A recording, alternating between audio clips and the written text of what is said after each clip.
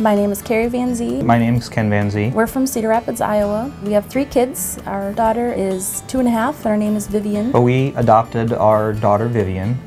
She was born in China and we brought her back from China in June. We were informed about the adoption that she had a congenital heart defect, and so we knew coming in that she was going to need a surgery. We didn't know everything that she was going to need, but so we got back to Cedar Rapids in June, went to see a pediatric cardiologist there. And he recommended that the next step that needed to happen was a heart catheterization. Recommended coming down here to the University of Iowa to do that. This is a very new journey for us. Once a patient is identified to need a cardiac cath, the following occurs. Your referring physician will ask to have a procedure scheduled in the Pediatric Cath Lab at the University of Iowa. Our cath lab staff will ask for referring records and tests as needed from your local doctor. At this time, it will be decided if general anesthesia or conscious sedation is needed. Conscious sedation is medicine we give to keep you comfortable.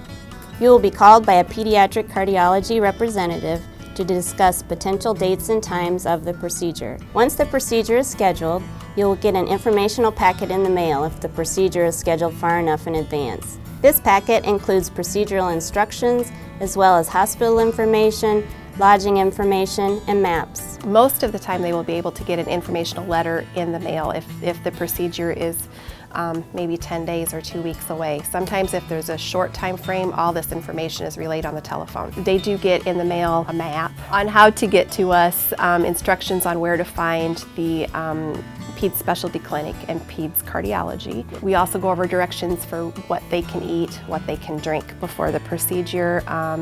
Sometimes we have to give special instructions as medication. And we also give them instructions on what to expect and what should they bring to the hospital.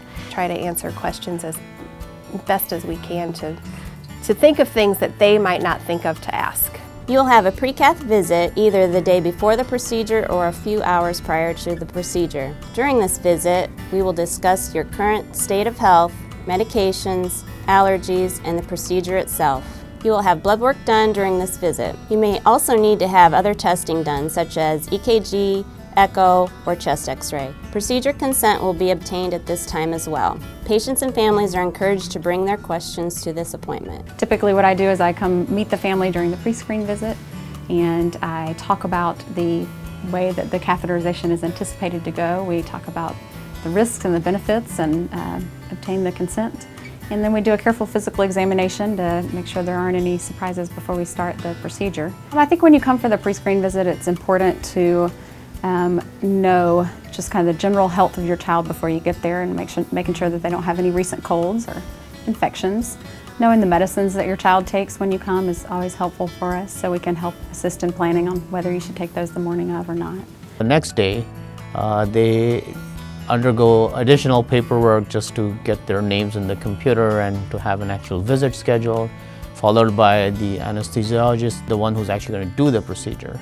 And if I have not seen them the day before, I see them on that day to make sure the parents' questions are answered. If it's an older person, the patient's questions are answered. Before the procedure began, things weren't rushed. We met all the doctors and the nurses that were going to be involved in doing the procedure. They explained what part they were going to be playing and exactly what they were going to be doing. So it wasn't just like, okay, bring her in here, we're gonna go take her to the room now, bye. What I love about being here is that you're with your child till the very end. You know, we were able to help him get into his gown. We were there when they gave him his medicine that put him to sleep.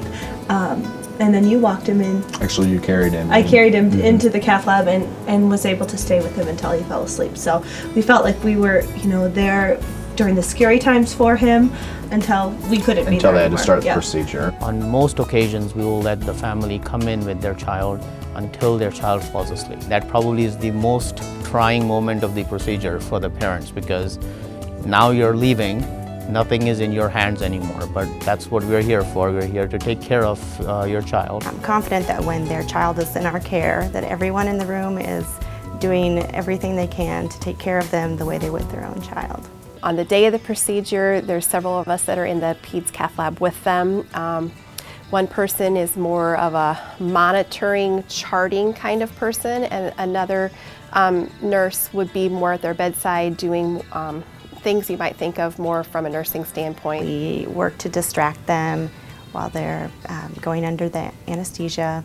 We do whatever we can to make them relax. I've been awake during cath procedures as well as asleep. I think that someone that's older and can understand a little bit more would be fine with being awake, and they keep you comfortable, and it's definitely not frightening or anything. The x-ray equipment that we have, first thing you'll kind of notice is the big C-arm as you come into the room.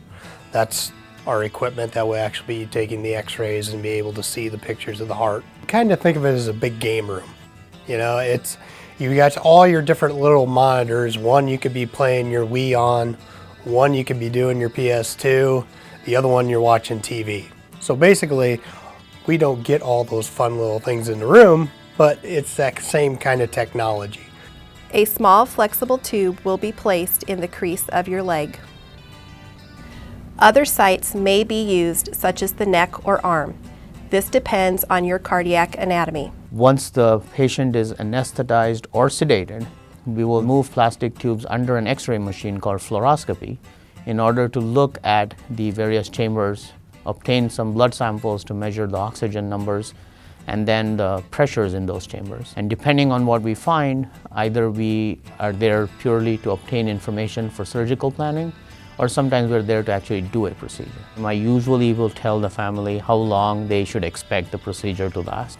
We give them a pager to carry so we can text them with messages saying catheters are placed, we are now proceeding with the next steps, there are no problems, or that we need to talk to you, and that doesn't mean there's a problem. We just need to tell you something that was not discussed before. That shouldn't be a scary event. That pager is just to communicate. One thing that helped the situation was that communication was there at all times. They give you the little pager and they're really good about checking in with you and letting you know that he's doing really good, come back in about such and such, or letting you know what's going on so you're just not out there in the dark.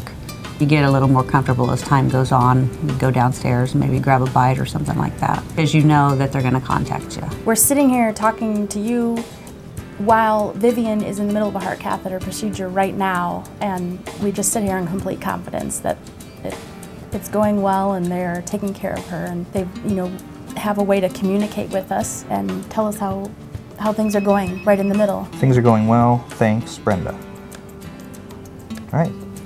Yeah, I mean, for such a little device, that's such a big deal for parents, I think. Don't be afraid to ask questions. I would always come up and I'd write my questions down, and some of them might have been repetitive, some of them might have been simple questions, but it's okay for you to question, and it's okay for you to know exactly what's going on. If you can't find somebody to answer that question, see if they can find There's somebody else that can. Following the procedure, if you have had general anesthesia, you will go to the recovery room for approximately 60 minutes. If you have had conscious sedation, you will stay in the pediatric cath lab recovery area for 30 to 60 minutes. Generally, pediatric patients will go to the pediatric cardiology inpatient unit. You will be placed on bed rest for approximately 6 hours, and your diet will be slowly advanced as tolerated following your procedure. Adult patients will go to an adult floor that will be determined on the day of the procedure. You're going to wake up to my face and the anesthesiologist, and I will follow you through the hospital for most of the day to make sure that you end up comfortable. We make sure that the right orders get placed for you to get the right medications and other follow-up. Once the procedure is done, we then talk to the family and go over the findings, what we have done, whether there were any problems or not, and where they will go from there. Most of the parents' concerns lie in the recovery process. When will my child have any discomfort following the procedure? When will they be able to resume normal activities? So in general, we have them, we instruct them to ramp up their activities over the next week. They can typically attend school in a day or two following their procedure. The recovery process after you're out of the hospital is very fast. You feel no pain the day after, anything like that. It's just getting through that long period of time laying flat and watching, and distracting yourself by watching TV, eating popsicles or whatever. Your length of stay following your procedure will be determined by how you recover and the actual procedure that is done. All patients and families should be prepared to stay overnight following your procedure. Being 5, it's hard to stay entertained all the time, but Child Life did a wonderful job coming to our rooms and playing with Jack. A child life specialist here at the University of Iowa Children's Hospital helps children and families cope with hospitalization. We provide medical preparation and medical play for children to help them learn about their illness and learn about different procedures that they might have. There's nothing normal about coming to the hospital and having a procedure, so we just try to make them feel more comfortable overall. You frequently hear is that your care doesn't stop after the catheterization. Your care continues after that. You will be contacted by a Pediatric Catheterization Lab staff nurse following your procedure to discuss how you are recovering and to follow up on any unanswered questions. It's nice for these families to know that they have access to staff here, that they can get their questions answered. Even though we are a large facility, that we're very readily available for them. Obviously, you don't want your child to have to go through any kind of scary medical procedure, but when you are put in that position, I just would say that I can't think of a better experience that we could have than what we have had. It's a first-class operation. It's probably the best, I mean, in all seriousness, the best medical experience I've had ever. Believe in miracles, because there was a day when times were tough and we didn't know if we'd ever make it through, and just believe that miracles do happen.